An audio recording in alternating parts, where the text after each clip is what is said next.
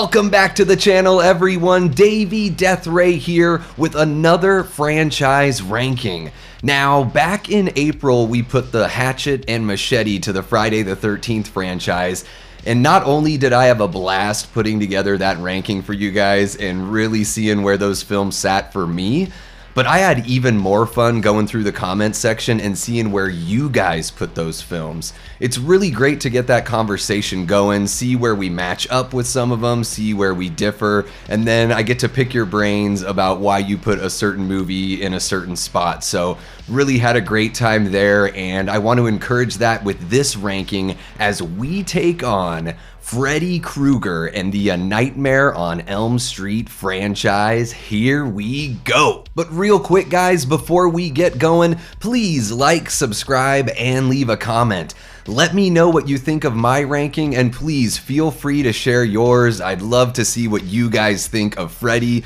Admittedly, this is a franchise that I'm relatively lukewarm about, except for a few entries, so it'll be great to see what you Fredheads think. Kicking off our ranking at number 9 is A Nightmare on Elm Street from 2010.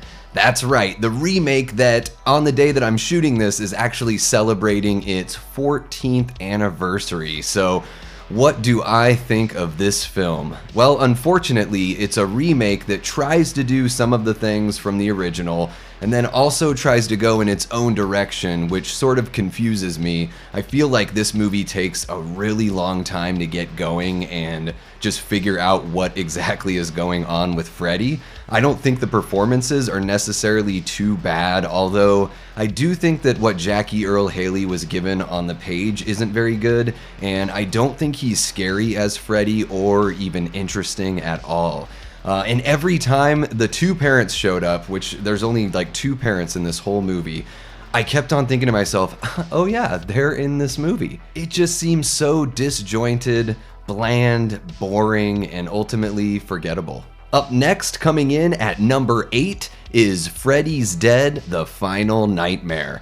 And I kind of wanted to rank this a little bit higher because it is so silly and it's like Saturday morning cartoon Freddy, which I know it's easy to hate on some level, but with how much this whole franchise just kind of retreads familiar ground, I felt like certain elements of Freddy's Dead were refreshing in some sense, but again, they keep on going back to the well with this tired, how do we get Freddy back? Oh, well, there's some other person that's gonna bring him back. It just seems like as the movies go on, every single movie is like, oh, well, there's this person that can bring him back. Oh, now there's this person that can bring him back. And in this movie, we find out that he has a long-lost daughter who is, for some reason, a strawberry blonde as a child and then has completely jet black hair as an adult. So they can't even really give you a good red herring there on trying to guess on who the child could be.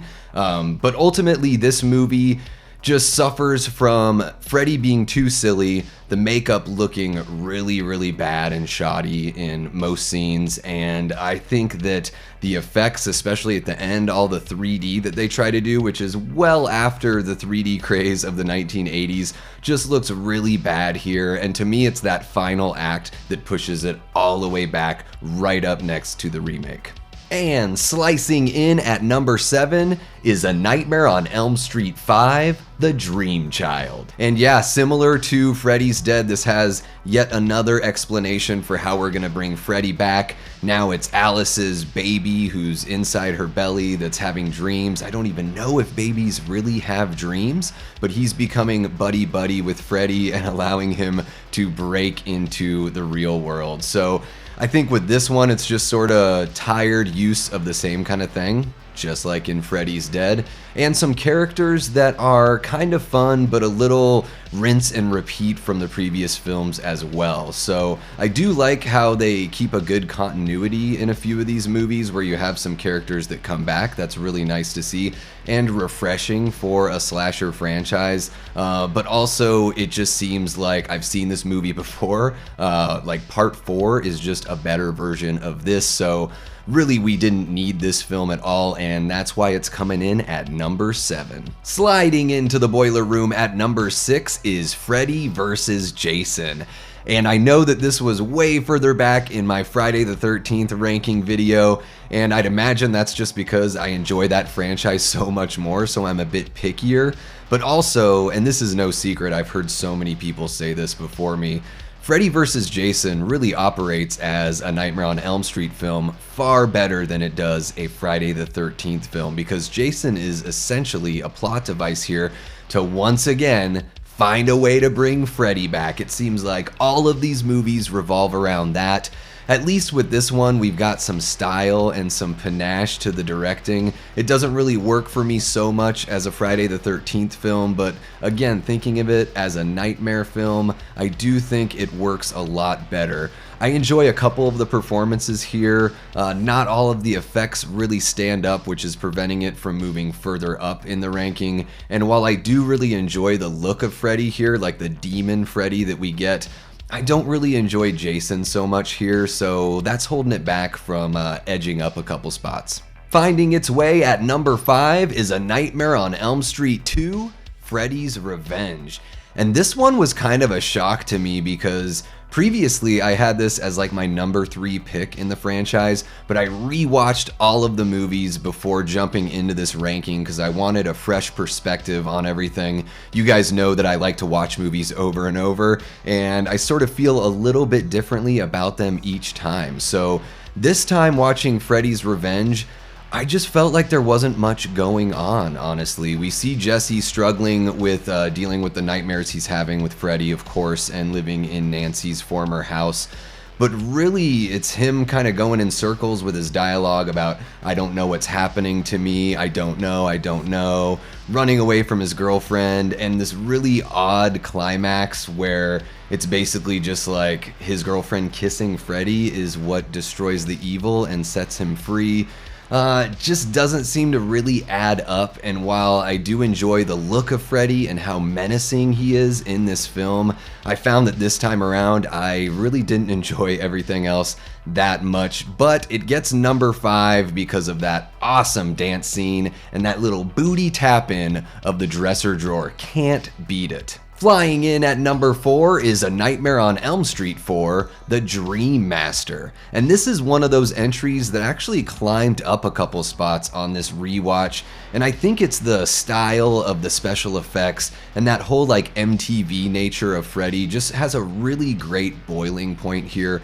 It's not a perfect film by any measure, but it's a heck of a lot of fun. I feel like Freddy's makeup still looks pretty good in this movie, and I'm a huge sucker for like a montage or like a scene where somebody gets ready to take on the big villain. I love the scene here where Alice is putting on all the charms that her dead friends had given her before they passed away, just to kind of bolster her spirit and give her what she needs to have to take on Freddy in the dream world. I just eat that shit up, and yeah, the effects, the music, Alice as a character really works for me here, and yeah, this one kind of won me over, and who knows, maybe the next time I look at this ranking, it might even move up further. We are in the thick of it now, folks, because it's top 3 time, and my pick for number 3 is A Nightmare on Elm Street 3, Dream Warriors. This movie is a hell of a lot of fun. I don't think I really have to say much because for a lot of people, it's either their first or second favorite in the whole entire franchise. There's so much to like here. You get Heather Langenkamp coming back as Nancy. We get John Saxon coming back as her father and washed up security guard drunk. It's amazing. We have really the introduction of the super flashy Freddy effects in the nightmare sequences, and you know, a whole bunch of really fun characters that are so much different than one another that they really stand out, but they're also a really good team. So a whole lot to love here, an amazing soundtrack. I really can't blame you if this is your first or second favorite. I totally get it. It's just that my number 1 and number 2 slightly pushed this one out. Tumbling in at number 2 is Wes Craven's New Nightmare. and damn, this movie is so much fun. You know, if you put it on paper that Freddy is only gonna kill 2 people in a film, you'd think it would be pretty boring. And then you say, oh, and the movie's 2 hours and there's only 2 kills. You'd be like, oh, this is gonna be terrible. But actually, it finds a creative way of bringing Freddy back, essentially. Not the tired way that a lot of the other sequels before it tried to do, but a really creative meta approach. And, you know, really, this is like the blueprint for what Wes did in Scream, albeit on a smaller scale because it's not so self-aware. But I really love the way it works here. I love seeing Wes act in his own movie. I like seeing Robert playing Robert. I like seeing Heather play Heather. Now, they're exaggerated versions of themselves, of course, but I think it works so well in this story.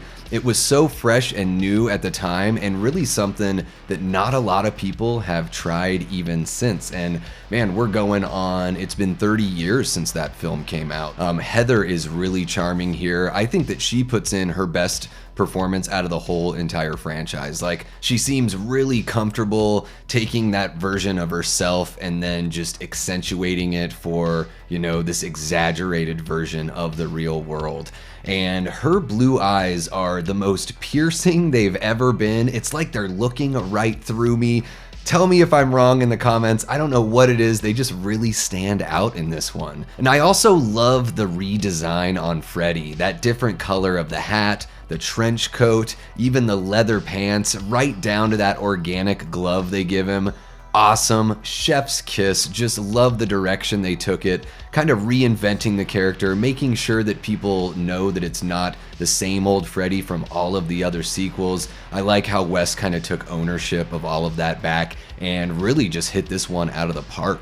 And coming in at number 1, no real surprises here, folks. It's the original A Nightmare on Elm Street from 1984. Man, this one is just so classic. It's tough to beat the originals a lot of times, especially in these slasher series. And this version of Freddy is just dark, gritty, mean, gross, funny, but in this really demented kind of way. He just gets this sick pleasure out of tormenting his victims and just building up that mystique so he can become more and more powerful. You know, some of the shots in the movie look a little clumsy to me, some of the running around and all that during the dream sequences, but I give him a little bit of a pass there because you're kind of figuring out what you're doing here. I mean, it's not like you have Dean Cundey behind the camera like John Carpenter did for Halloween, so I don't expect it to look like that. But the film is still very, very entertaining. You've got standout performances, just so many classic moments. I love Nancy's terribly drunk mother. She's just, you know, this whole franchise actually is filled with terrible parents. They just drink themselves into oblivion. They treat their kids like shit. I get it, they're trying to kind of cope with what they did to Freddy that's, you know, led to all of this, but I think Nancy's mom kind of takes the cake here. She is just a complete shitbag. But hey, at least she cops to it and explains everything, takes the glove out of the furnace in the basement and all that kind of stuff. This movie here, I just think it's kind of all you need. Like, you could watch this film and then jump right to New Nightmare and you're not really missing much, as long as you're aware of the fact that there are other sequels because Wes kind of mentions them in A New Nightmare. Then you're totally good. You don't need to see anything else in between. So not only did Wes take care of, you know, doing the meta thing first, but he also kind of did the legacy sequel thing first, which is pretty awesome. And I think it bolsters this first film when you have a strong entry 10 years later like New Nightmare. So yeah, a couple other mentions I gotta throw in here for the original. I love when Nancy's running up the stairs and she, you know, it's like she's walking through what to me looks like marshmallow cream. I love it because how many times have you been in a dream and it feels like that's how your feet are moving? And I also really love marshmallow cream. I mean, how can I not? I'm a sugar junkie. But anyways, guys, love that first film so much. So thankful to Wes Craven and everything he gave us throughout his entire career. This one is the cherry on top of the sundae, absolutely. You know, they call New Line Cinema the house that Freddy built, and for very good reason. It was this film that kicked everything off and, you know, kept on pumping out sequel after sequel throughout the entire 80s into the early 90s. So yeah, what a great film. Very deserving of the #1 spot on this ranking. Guys, that is gonna wrap it up for my personal franchise ranking of A Nightmare on Elm Street. Thank y'all so much for tuning in. I had a really fun time watching all of these movies again. I haven't seen them nearly as much as I've seen Halloween and Friday the 13th. So it's always good to get a bit of a refresher, and I've got a lot of friends that are super fond of this series, so I think it helps me appreciate and just sort of educate myself a little bit more on all of them, which is always a great thing as a film fan for sure. But I am interested in what you guys think, so please leave a comment, let me know your franchise ranking, tell me where I'm wrong, tell me where I'm right, let's have some fun with it in the comments. You guys are always so great there. I don't even have to say be respectful because everyone is so awesome. And on the way out, please click that like button and hit subscribe if you haven't yet. Until next time, I've been and will continue to be Davey Deathray. Take care.